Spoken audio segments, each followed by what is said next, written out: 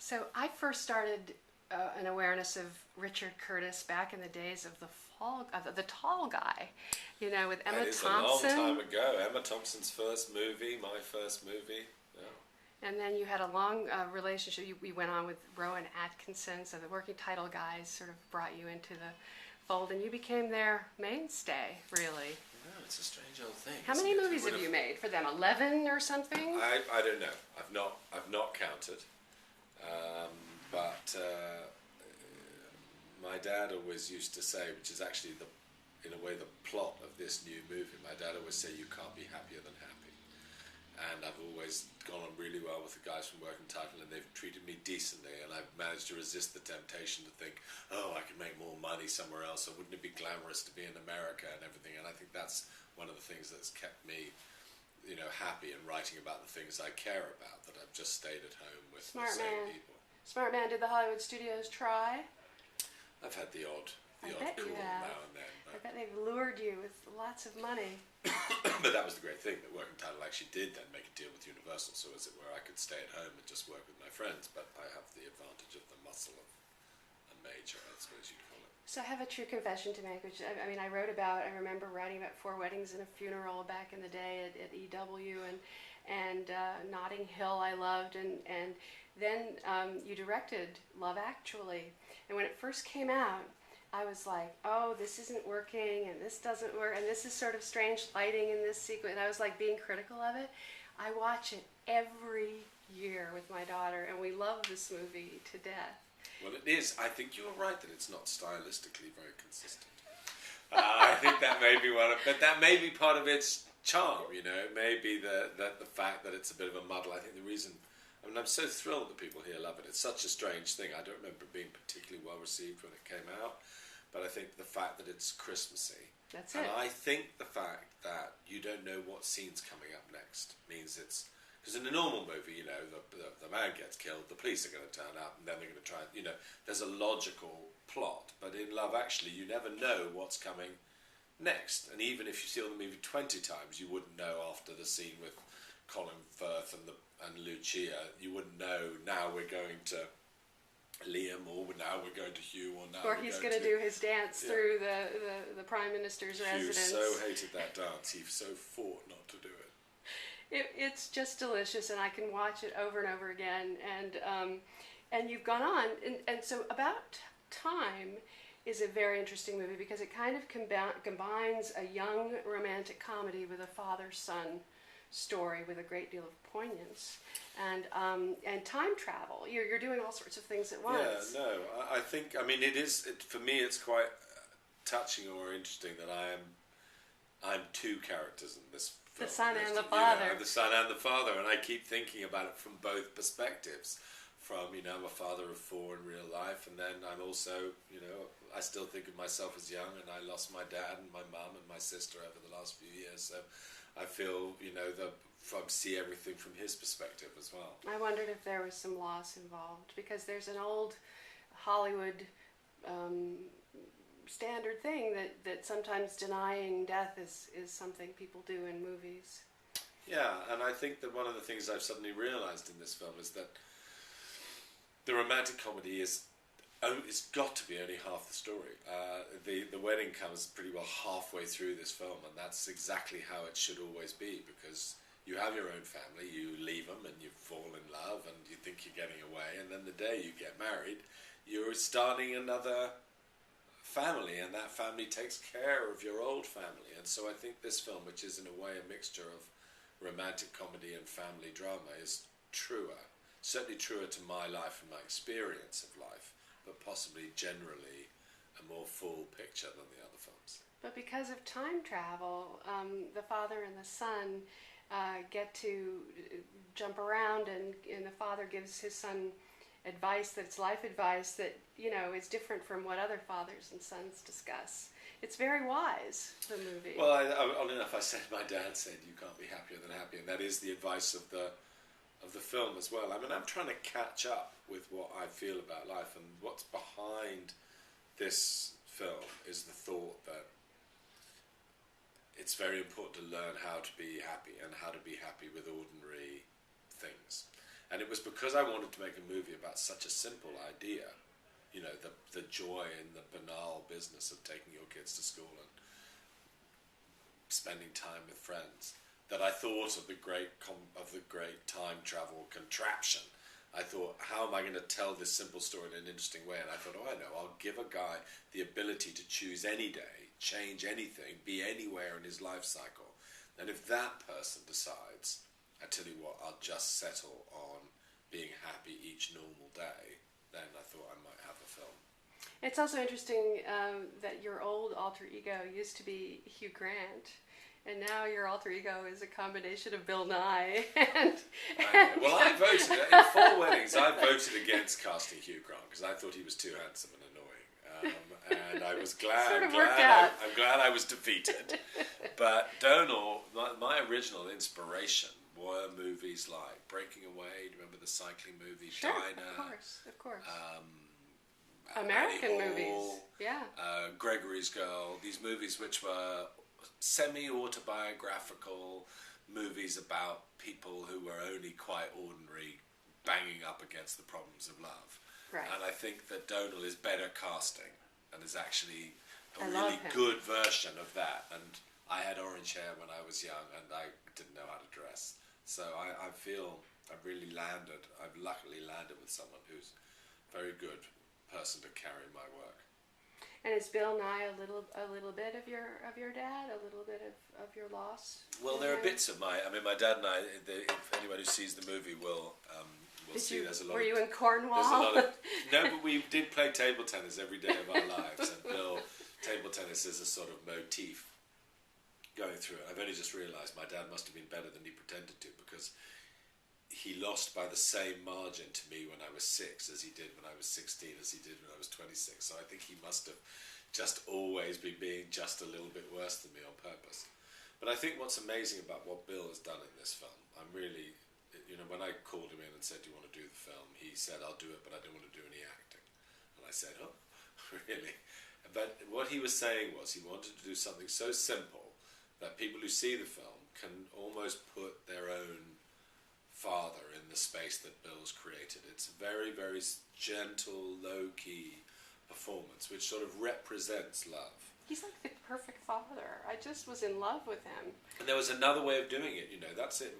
That's it. There was a way of, moustache twirling, wacky Englishman closing the door of his study, reading his Dickens. There was a way in which it could have been done, which would have made people think, no, that's just that tale. That's the sort of sci-fi, fancy English tale. And I think what Bill does, because he's so gentle, is generalise. And I'm so thrilled that people say they see the film and then they call their dad afterwards or call their son afterwards. Yeah, no, I did the same thing. I needed to be with my daughter afterwards, very, very much so. And it also taught me something which, or helped me to accept something. Like many people of our age, I'm in denial of my age. I still, inside of myself, I'm still 30 years old or something. But in fact, at least it's 30 now. I'm 35 now. I used to always be 23. I feel I've matured. I have a 24-year-old daughter. I mean, she's capable of getting married. I mean, I don't think she will in the near term, but it could happen. I could be a grandmother. There are people my age who are grandparents. This is true. And so what I loved the way those parents loved being with their kids and having all the friends around. And it helped me to embrace that idea. Well, I think, it's very easy. And my early films, I wrote about friendship, actually, not about family. No one in 4 Weddings or Notting Hill even seems to have parents. True. And that was such an odd thing, because I'm very happy family I came from, and now part of a new family. And I'm so, glad to be able to deal with this thing which is so important in my life. And if I could time travel, where would you time travel to? Well, I would go to a Beatles concert. But after that, so I would go to any Christmas between 1972 and 1985. You'd just pick a really average day, because it's the thing that's hard to remember when you think back to family life is the rhythm of the ordinary jokes, of family in jokes, and how you actually how the family operated. You can remember the odd birthday and special occasion and being on the QE2 with Julie Andrews, but it's the treasuring of just the banal, normal days that the film is Sunday about. brunch with the paper And I had the to music. think of a big trick in order to do that story. It's fabulous. So Bridget Jones is another motif in your career, Yes. and I'm sure you've been asked about this, but Helen Fielding has gone and written a book that is not commercial in Hollywood terms, because it stars a 52-year-old woman, and the guy that is supposedly, Darcy, is gone. Yes. So that kind of puts a bit of a kibosh on what a working title would want. Well, I think Helen will be thrilled. I think Helen will be thrilled by that. I was so pleased when she was writing the book. She kept saying to me, "I'm just like doing it privately on the sly, and I'm so enjoying just writing whatever makes me laugh." And I can't wait to read it. all the best things in life are the ones that are done like that. Right. I mean, Four Weddings is now sort of thought of as a, romantic comedy, a transatlantic romantic comedy, and I've got a piece of paper that has a prediction of how much money it'll make in the USA, and it says USA $0. So it's good. It's good to just write what makes you laugh and what feels right, I think. But what's going to happen as far as a sequel to Bridget? I think my guess is it's unlikely there'll be another Bridget movie. I think. No, Renee, no. Well, I no. think probably the age thing will start to tell. I don't know. They could ask you to write it instead, right? They could. But Have they? No. No. No. Okay. And then the other. What else have you got coming up? What else are you I've got a working few on? things. They've just finished shooting a movie that I adapted down in Rio de Janeiro that Stephen Daldry is doing, called Trash. Excellent. Which is kind of extraordinary in that the leading actors are three teenage monolingual Portuguese street kids. So that's kind of exciting project. Born movie for Portuguese garbage workers.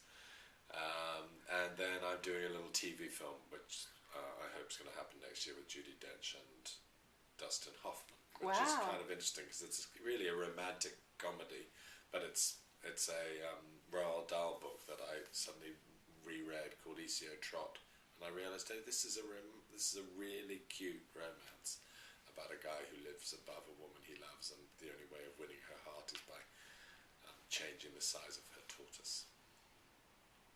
Okay. And is television an option that you are happy to prefer? I don't know. I'm not. I mean, I've always stayed in telly. I started in have? telly, and I've gone on producing my big charity show every few years, and I've written a couple of films for the telly. So, but at the moment, I'm trying to enact my movie and that's how it's going to get done. Work out how to be happy without working, which is an important lesson. So you're going to try to pull back and enjoy life. Yeah, Bill and I were walking along the beach, and when we were doing our movie, going back to do our fifth take, and he said to me, "Wouldn't it be great if we could walk along a beach one day without 100 other people telling me to fix my hair and that we were running out of light and all of that?" So that's our aim. We were going to go on a walking holiday. And where is Mr. Bean? Well, I think Mr. Bean. I mean, I see Rowan a lot, and Rowan and I are very fond of each other now, and we so shared our early years. From when I was 19 to when I was 33, I mainly worked with Rowan. And I think he might be going to do something on stage again, which would be that would fun. be great. But I think that Mr. Bean, I think Rowan's starting to worry that age might have caught up with Mr. Bean. No, I think he thinks, Rowan's 58. I think he thinks Mr. Bean is not a 58-year-old man. And if he is, we might have to reimagine him as a 58-year-old man. Mr. Bean is really 35. So tell me where the line, the Father, the Son, and the Holy Spigot came from.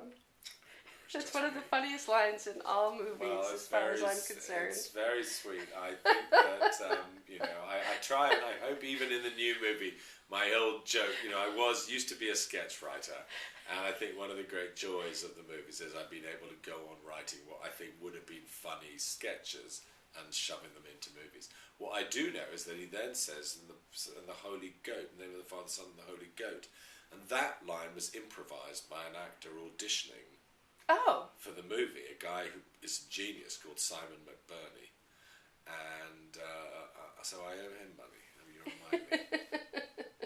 All right. Well, thank you so much. This was an absolute pleasure. I enjoyed I remember it. the first time I saw a flip camera, it was in the hand of January Jones, and she showed it to me on, and I just couldn't believe it. It was so. Well, they're being gorgeous. discontinued. I know. I'm Hers still was hanging white. on for. I have to use it. I can't edit it. It has to be exactly what it is here. So I better get So out while the okay, going's all right. good.